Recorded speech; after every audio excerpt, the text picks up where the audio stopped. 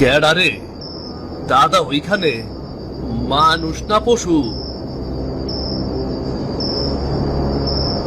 ভয় পাস না, ভয় পাস না। আমি তোর কোনো ক্ষতি করতে আসিনি। আমি খুব ক্ষুধার্ত রে, অনেকদিন হলো কিছু খাই না। আমাকে কিছু খাবার দিবি? তুমি যদি ক্ষতি না করো তাইলে আমি তোমারে খাবার দিব। আমার হোটেলে অনেক মানুষে খায়, তুমিও খাও। আমার খাবার দিতে কোনো আপত্তি নাই, কোনো আপত্তি নাই।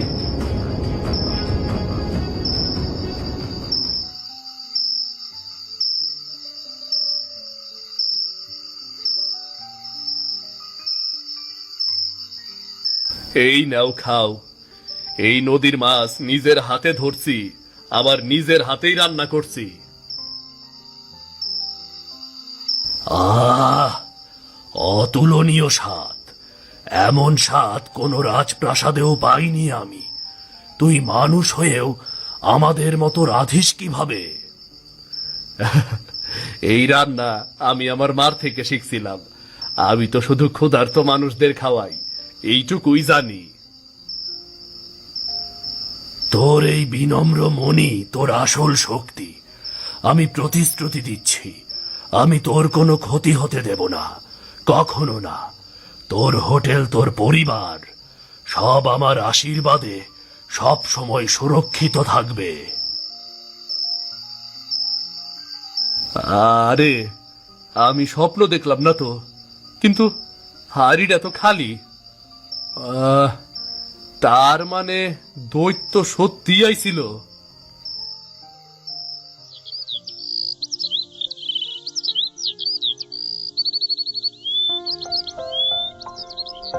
গত রাইতের দৈত্যটা কি আইজ আইব? কাইল ওরে ঠিক মতো খাওয়াইতে পারি নাই। আইজ আইলে ওরে পেট ভইরে খাওয়ামু। দৈত্যটা অনেক বালা, কত সুন্দর কইরা আমার লগে কথা কইল। মাইনসে খালি খালি দৈত্যরে ভয় পায়।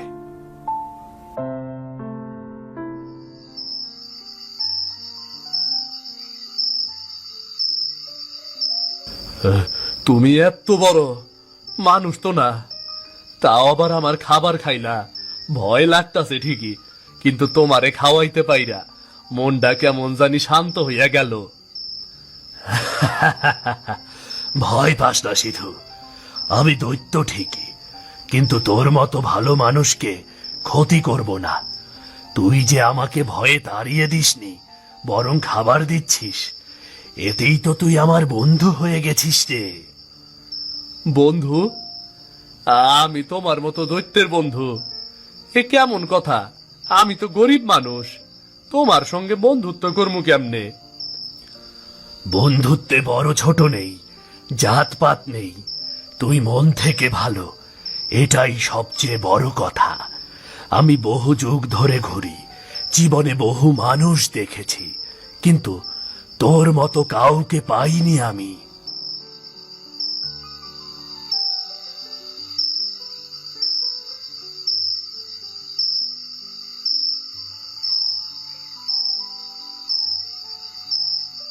এই নাও বন্ধু, আরো খাও। আমার কাছে যতটুকু আছে সব তোমার সঙ্গে ভাগ করবো আমি। আজ তোমার আর ভয় পাই না আমি, মনে হইতাছে তুমি আমার খুব আপনজন। এই কথাটাই শুনবার অপেক্ষায় ছিলাম আমি। তুই আজ থেকে শুধু আমার বন্ধু না, আমার আশ্রিত মানুষও। আমি তোর হোটেল, তোর সংসার সব পাহারা দেব। কেউ তোর ক্ষতি করতে চাইলে আগে আমার সাথে লড়তে হবে। তুমি তো মানুষ না, তুমি যেন সৃষ্টিকর্তার পাঠানো কোনো দূত। আমার জীবনে এই কষ্টের সময় তুমি আসো বইলাই একটু শান্তিতে থাকতে পারতাছি। ভালো মানুষের পাশে সব সময় একটা আলাদা শক্তি থাকে, কিন্তু মানুষ তা দেখতে পায় না। আজ তুই সেই শক্তির স্পর্শ পেয়েছিস। আচ্ছা, তুমি কোথায় থাকো? আবার আসবা তো? যখন তুই ডাক দিবি আমি তখনই আসব। তোর ডাক আমার কানে পৌঁছালেই আমি হাজির হব। ভয় পাস না, কখনো না। ভালো থাকিস বন্ধু। নিশ্চয় আবার দেখা হইব। ভালো থাকিস।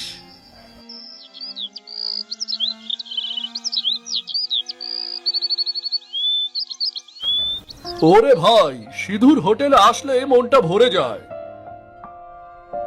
এমন স্বাদ সোনার হাটেও পাইনি। সবাই ধীরে ধীরে আসেন ভাই, সব খাবার কমবো না, সবাই পেট ভইরে খাইবেন। দেখ ভাই, টেকাই টেকা। এখন তোর হোটেলে তো গ্রামের অর্ধেক মানুষ খায়। তোর ভাগ্য তো একবারে খুইলা গেল রে ভাই, এক্কেবারে খুইলা গেল। হরে দেবেন, আমরা যত কষ্ট করছি আইজ মনে হয় তার ফল পাইতাছি রে। সবই সৃষ্টিকর্তার কৃপা রে, সবই সৃষ্টিকর্তার কৃপা। আরে এইটা কি হইল? এখন আমার হোটেলে কেউই আহে না, সব লোক ওই সিধুর বাসের ভাঙ্গা হোটেলে যায়। গ্রামের ফকিন্নি চাষা মানুষ আইজ হোটেলের মালিক হইয়া গেছে। কি করবি রে মহেশ, ওর রান্না তো আসলেই চমৎকার। তুই তো মশলায় কৃপণতা করিস, ওর রান্নার স্বাদ ভালো, তাই মানুষ যায়। পারলে তুইও রান্নার স্বাদ বাড়া রে, তাহলে তোর হোটেলেও লোক আসবে। আরে চুপ কর, চুপ কর, তোর মুখ বন্ধ রাখ। আমি ওই সিধুর হোটেলটা ভস্য কইরা দিমু, দেখবি তার ব্যবসার বেশি দিন টিকব না।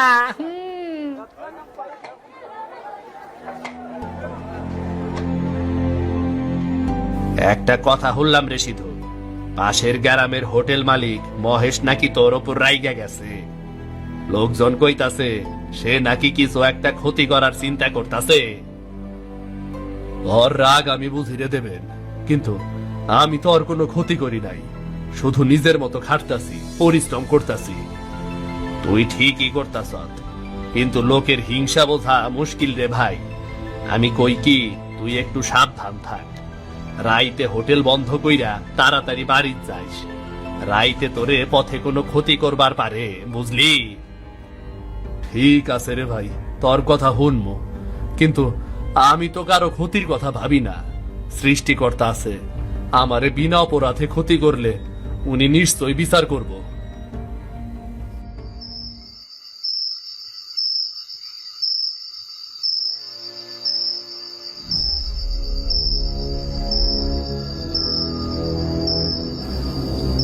আজ তোর হোটেলের শেষ দিন রে সিধু, তোর ভাগ্যের সূর্য আইস আমি ডুবাইয়া দিমু।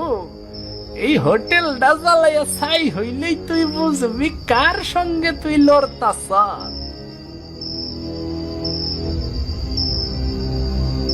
এইবার দেখি তোর পোড়া ছাইয়ের মধ্যে কেরা খাইতে আসে।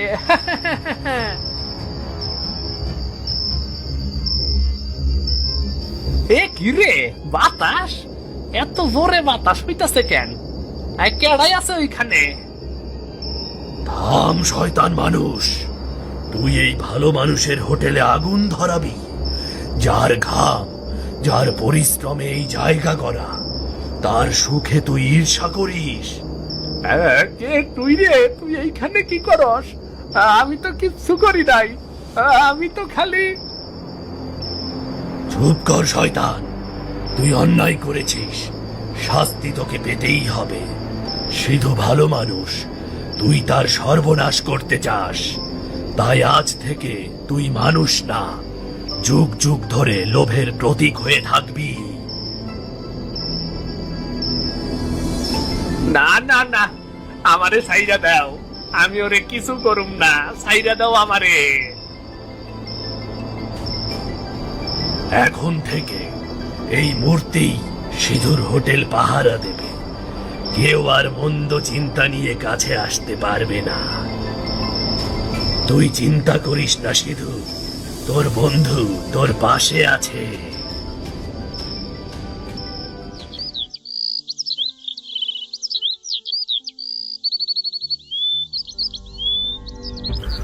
আরে ওই মূর্তিটা কোথা গাইল রে? কাইলো তো আসিল না। দেখে তো মনে হইতাছে জীবন্ত মানুষ জৈমা পাথর হইয়া গেছে, কিন্তু কেমনে?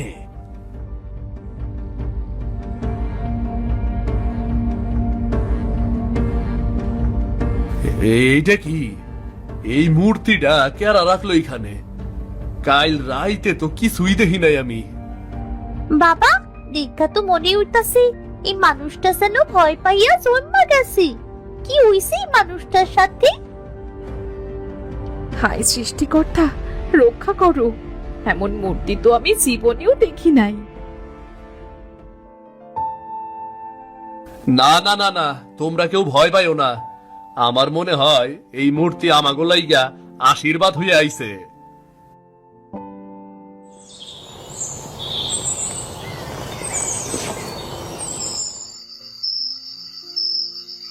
কি রে সিধু, ভয় পেয়েছিলি নাকি রে? তুমি আইলা বন্ধু, তোমার কথাই ভাবতেছিলাম। আমি জানতাম তুমি কিছু করবা। এই মূর্তিটা তুমিই বানাইছ, তাই না? হ্যাঁ সিধু, যে তোর সাথে অন্যায় করতে চায় তাকে আমি থামাবই। মহেশ নিজের লোভে ডুবে গিয়েছিল, তাই তার শাস্তি হয়েছে। কিন্তু তুই চিন্তা করিস না, ও এখন আর কষ্ট পায় না। ওর আত্মা শান্তি পেয়েছে। তুমি আমার জীবনের রক্ষাকর্তা। আমি গরিব মানুষ, তোমার মতো বন্ধু পাইয়া আমি ধন্য হলাম, ধন্য। তুই অনেক ভালো মনের মানুষ রে সিধু, এই মনটাকেই ধরে রাখিস।